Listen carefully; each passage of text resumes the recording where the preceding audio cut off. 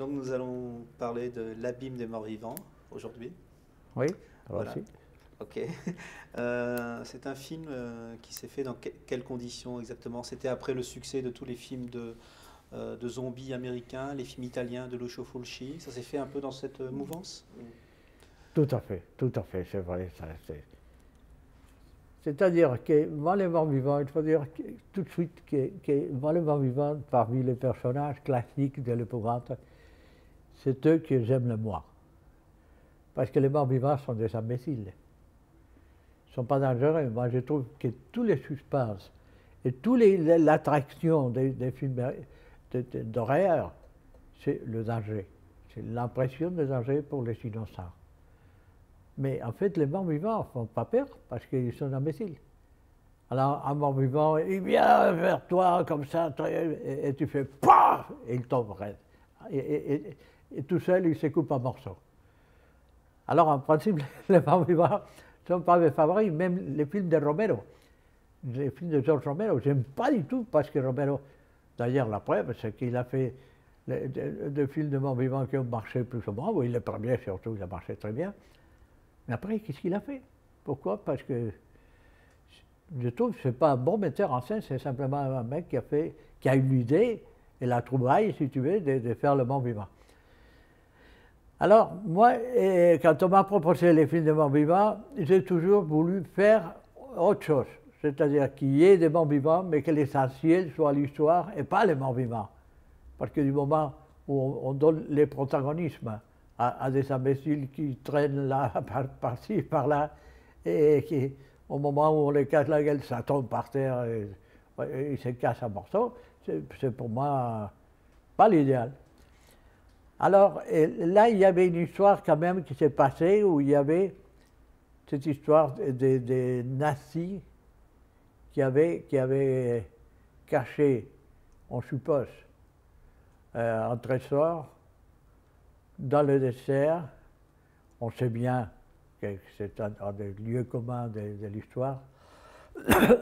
On me dit que les troupes de Rommel, quand ils ont quitté l'Alamèse, quoi, c'était non, c'est-à-dire les déserts de Libye, ils sont cachés je ne sais pas quoi, parce qu'ils ne l'ont jamais trouvé, mais semble-t-il, la légende dit des trésors incroyables. Alors moi, cette idée, c'est une bonne idée pour un film d'aventure, là. Des gens qui retrouvent ça. Et en plus, si on ajoute que ce sont des morts vivants qui gardent les lieux, alors ça commence à m'intéresser. Parce que si au moment précis les morts vivants tombent en morceaux, c'est pas ça les clous de l'histoire, c'est pas l'essentiel de l'histoire. Alors voilà, j'ai fait les morts vivants. On allait les tourner parce qu'avec Rossini, ils avaient un contact, très bon contact d'ailleurs, des clients à eux, des producteurs marocains comme ça. Et on est allé faire des repérages, même je et moi au Maroc. Mais moi, je voulais les clichés. Je voulais un dessert avec des dunes ondulées comme ça. Tout à fait vraiment les clichés des desserts. Qu'on boit, oui, c'est ça, qu'on boit dans les films classiques de Hollywood. Et en fait, comme d'habitude, les clichés de Hollywood sont des faux. C'est pas vrai. Moi, j'ai eu des coups terribles, l'un avec ça, l'autre avec le jungle. Parce que, puisque les jungles, les Américains l'ont toujours tourné à l'extérieur du studio, dans un endroit où il y avait des palmiers, ils ont ajouté quelques trucs. Et alors ça faisait la jungle, mais je suis allé dans le jungle, le véritable, et au Mato Grosso, et je vous assure que c'est plein la plaine, c'est pas comme ça, il y a des montagnes, il y a des roches, il y a un monde terrible et difficile. Et dans le désert, c'est la même chose. Le désert que je connais, il fallait aller jusqu'à Tindouf, que c'est presque la frontière d'Algérie, pour trouver à l'endroit où il y avait des sables comme ça.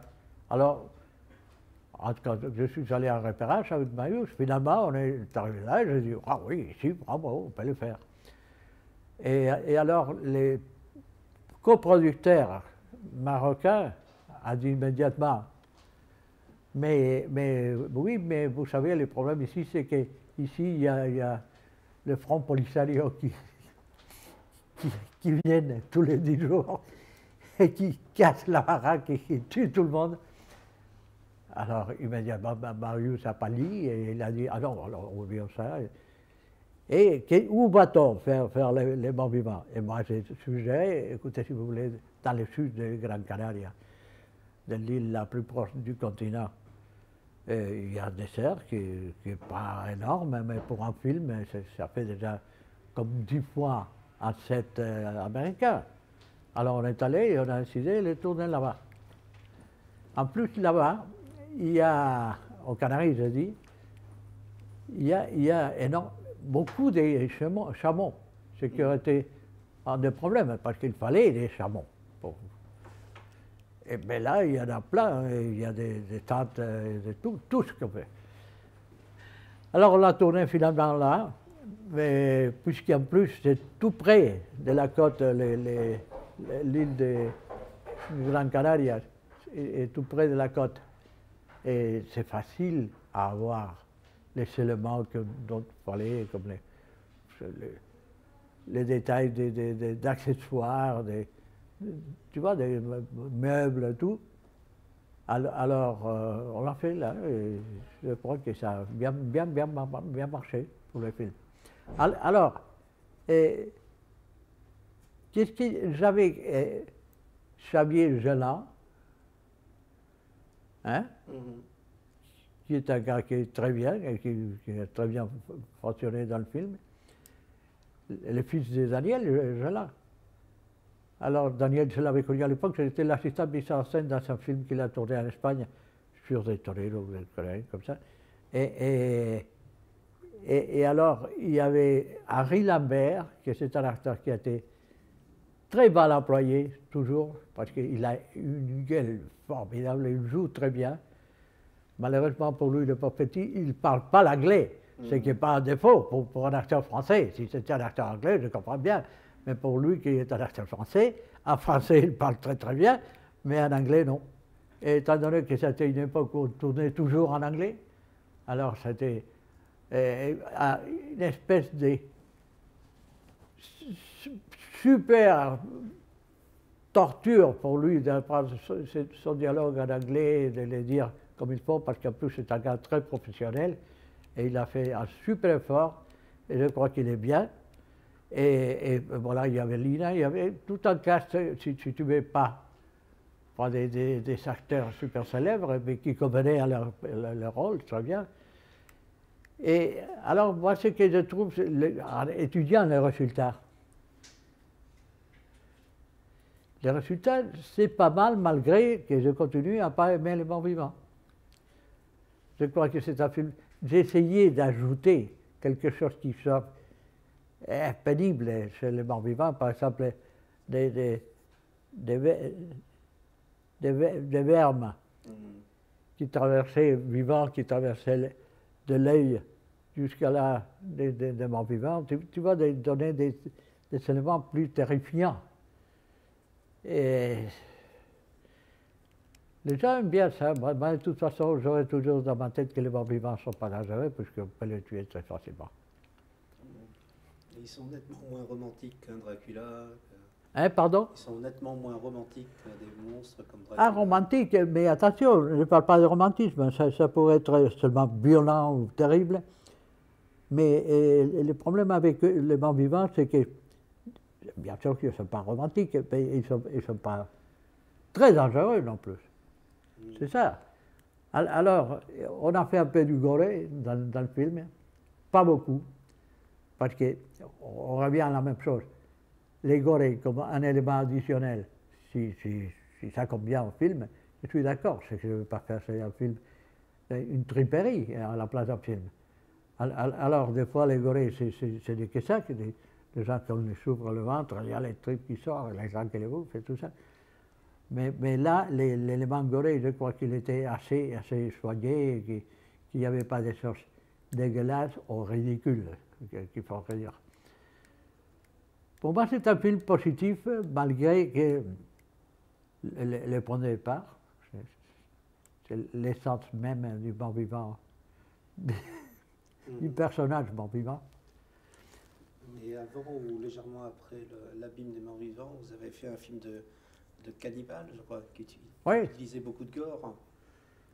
pas beaucoup. Non, parce que moi, je trouve on peut dire, on fait un film d'action, on fait un film de bourrin, on fait un film western.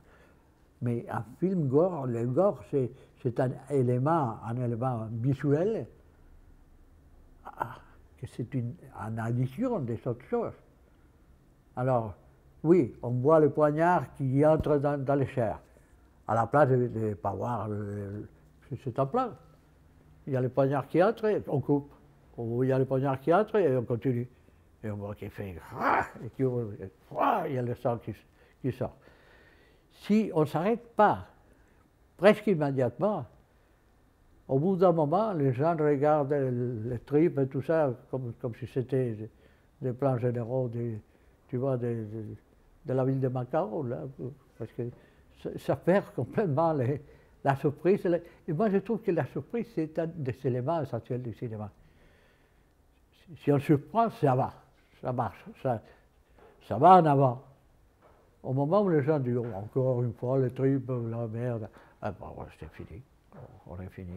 Et les gens commencent à rigoler, et s'il y a un gars avec un peu d'esprit dans la salle qui fait la blague qu'il faut à ce moment-là, alors adios, c'est mieux d'oublier tout ce qu'on a fait. Finalement, l'abîme des morts vivants, c'est un film d'horreur sans horreur. Non, moi je trouve que c'est un film d'aventure, très classique en plus, je ne dis pas de vie aventure. Il y a tous les éléments comme si c'était une histoire de Salgari ou une histoire d'un écrivain comme ça, et avec des éléments gore et avec des éléments morts-vivants, que c'est presque la même chose. Mais ce sont des éléments ajoutés, pas la base de l'histoire. L'autre que j'ai fait après, c'était la même chose. La seule chose, c'est que c'était un problème de montage.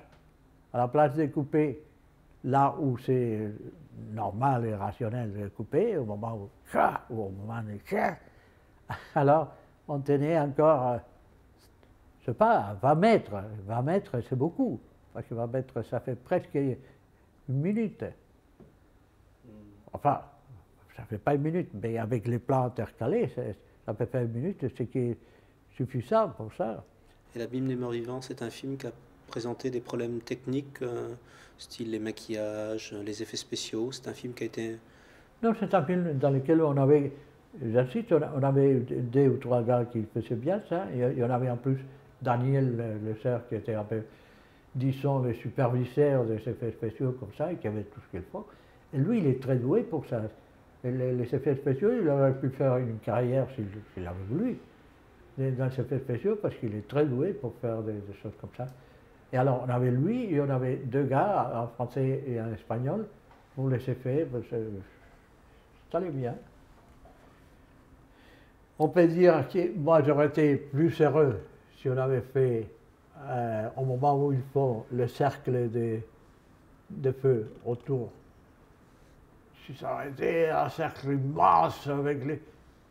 Mais en même temps, ça aurait été plus faux, parce que ce qui fait que les morts vivants n'entrent pas dans le cercle, ce n'est pas la peur d'être brûlés, mais c'est la signification du cercle.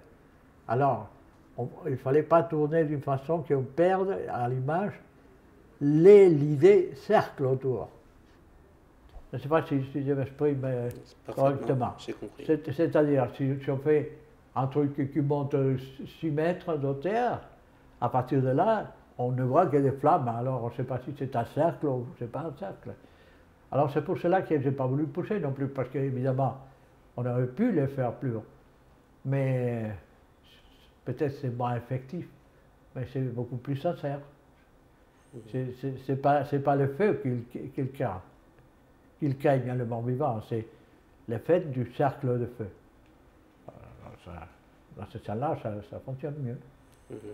Je trouve que les séquences les plus réussies du film, ce sont celles où on voit les morts vivants sur les dunes.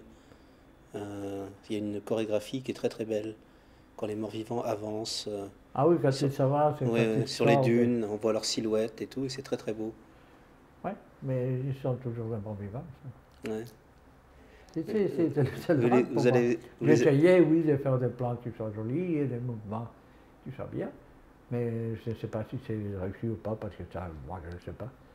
Mais ce qui moi, toujours, qui me stoppe un peu, c'est que ce sont des morts vivants qui sont faciles à détruire. des imbéciles, quoi. Ce sont des imbéciles. Ils viennent, paf, ils tomberaient. Voilà. Mhm.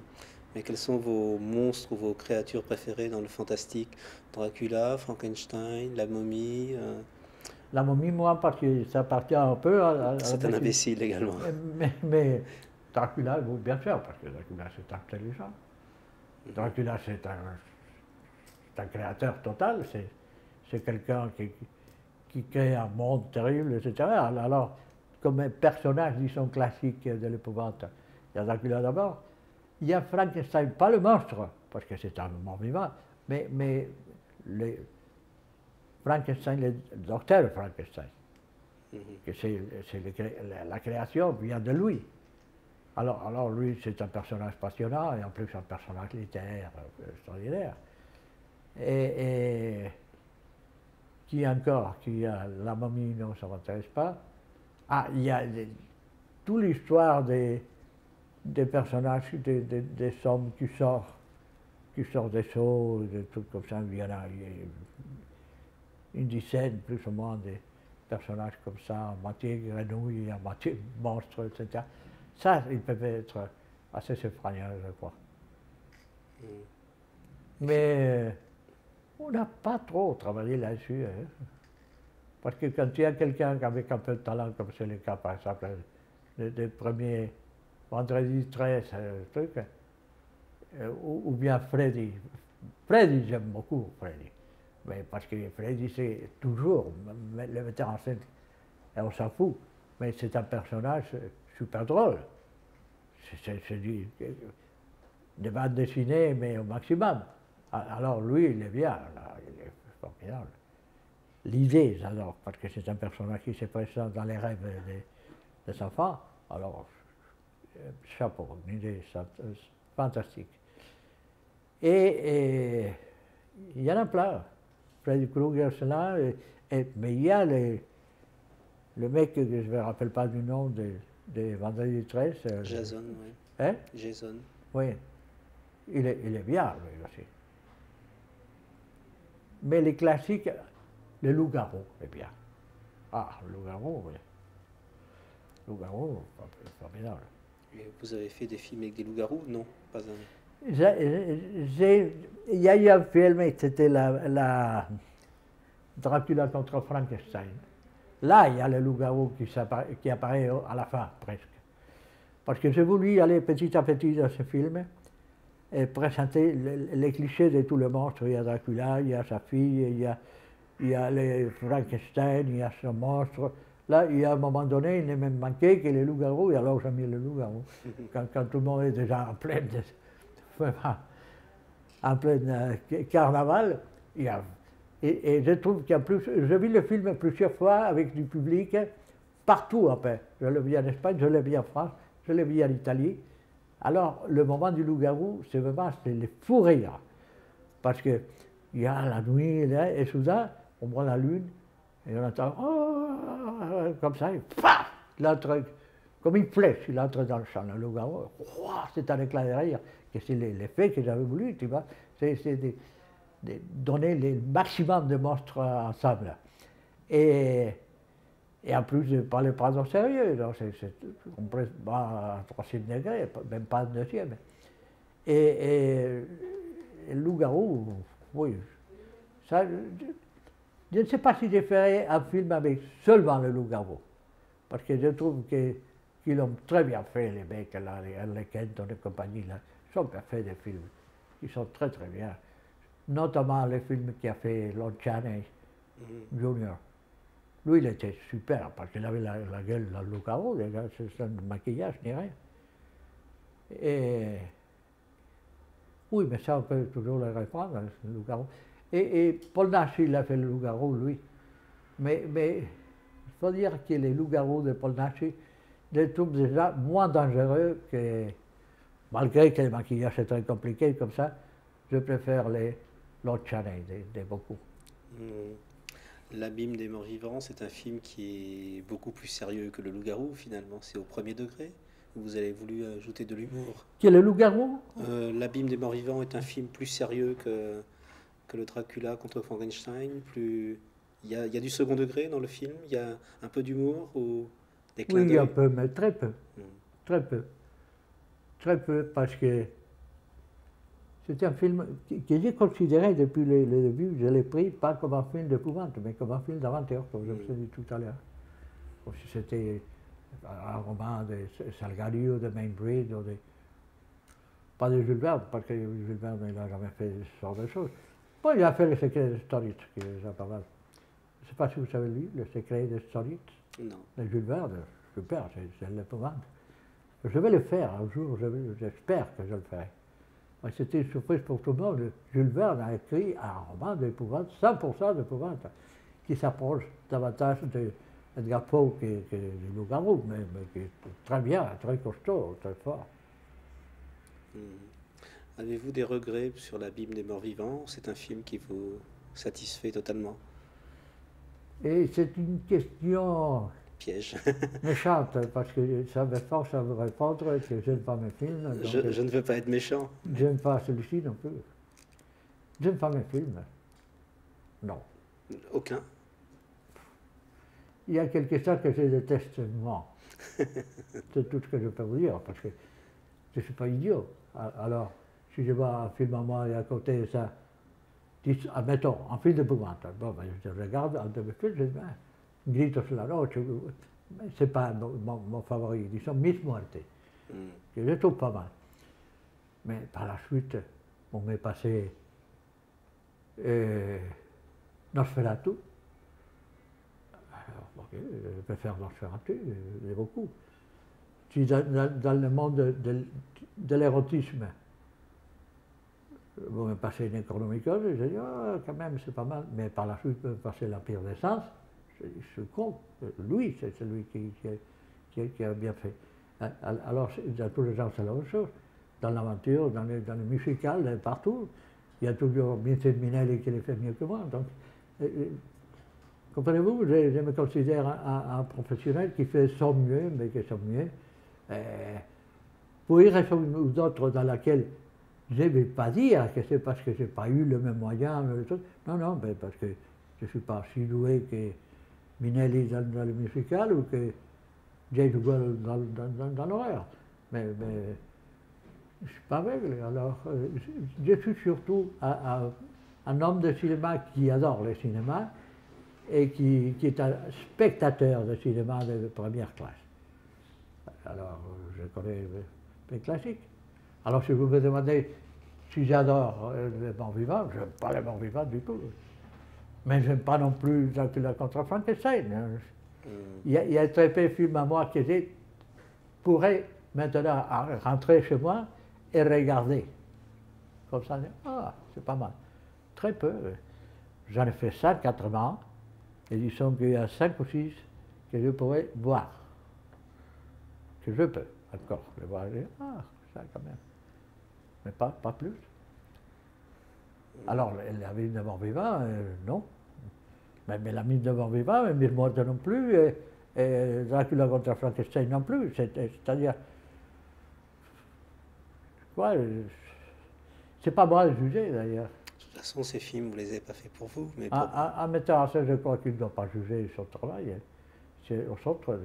Et les armes avec le cinéma, c'est qu'après, il y a deux critiques. Vous lissez les deux, et les deux sont complètement contradictoires. Donc, alors, à qui vous suivez et à qui vous croyez? C'est terrible. Hein? Dernièrement, j'ai eu un truc, ils m'ont fait un truc à Munich sur mes films et comme ça. Alors, je lis ce que les critiques disaient, et c'est complètement... Il y avait un seul, qui est presque au chef-d'œuvre, et à côté de ça, il y avait un autre qui disait que c'était un retardé mental. Donc, où je suis, au milieu, ou de ce côté, ou de l'autre, je ne sais pas. Je crois qu'il y a, en parlant d'une façon généralisée, on est en train de faire une espèce de légende du cinéma. Et le cinéma, c'est un show. Si le show est bien, ça va. Il n'y a rien de formidable, on passe un bon moment et c'est tout. C'est comme si vous alliez voir danser je ne sais pas, imaginons que Gene Kelly était vivant. Vous allez voir Gene Kelly danser, vous êtes charmé, enchanté, vous dites oh, qu'il est bon. Et voilà, basta, vous fermez, c'est fini. Mais je crois que le cinéma, c'est la même chose. Que maintenant, on essaie de dire le grand sauteur. Bon, le grand sauteur, c'est autre chose. Le grand sauteur, c'est Baudelaire. Tu vois, je ne peux pas dire que des grands sauteurs du cinéma. Je ne peux pas dire qu'Éric Rohmer, c'est un grand auteur. Je m'excuse, mais moi, je préfère Zola à ce moment-là. C'est autre chose, parce que le cinéma, on a essayé de changer leur destin, son destin. Et je crois que le destin du cinéma, c'est attirer les gens, c'est la vocation qui a fait naître le cinéma, que c'est le spectacle, le show. Aller dans une baraque de foire et voir les gens qui bougent, qui montent et qui descendent. Et le train qui part, et tout ça. Ou la sortie des ouvriers de l'usine. Oui, mais c'est toujours les mêmes choses. Vous devez être charmé par ce que vous voyez, que vous entendez. Et basta. Il ne faut pas que ça devienne des cartes. Ce n'est pas des cartes, un film, ce n'est pas des cartes. Et si c'était des cartes, tant pis pour le cinéma, parce que ça serait insupportable, comme rester à regarder.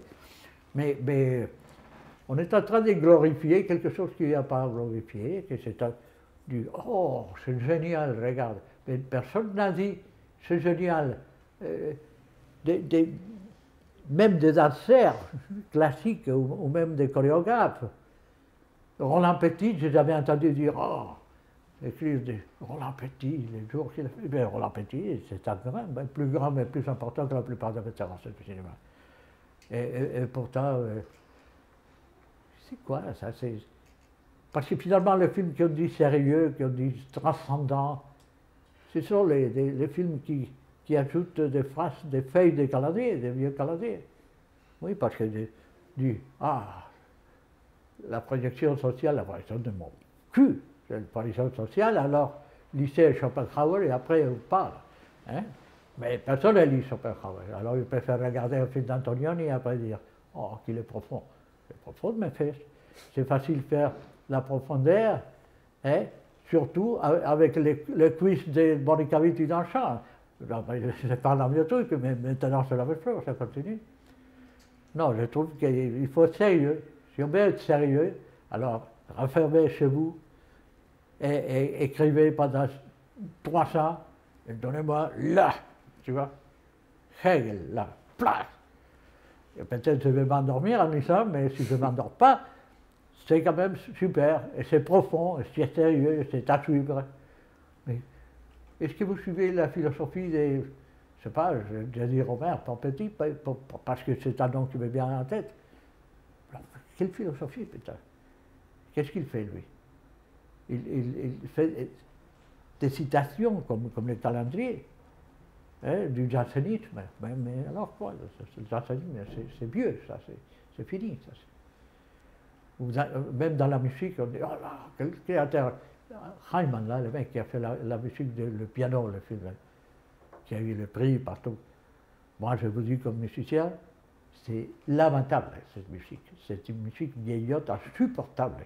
C'est du romantisme la moitié du 19e siècle. Déjà, Debussy, il était bien plus moderne, bien plus fort,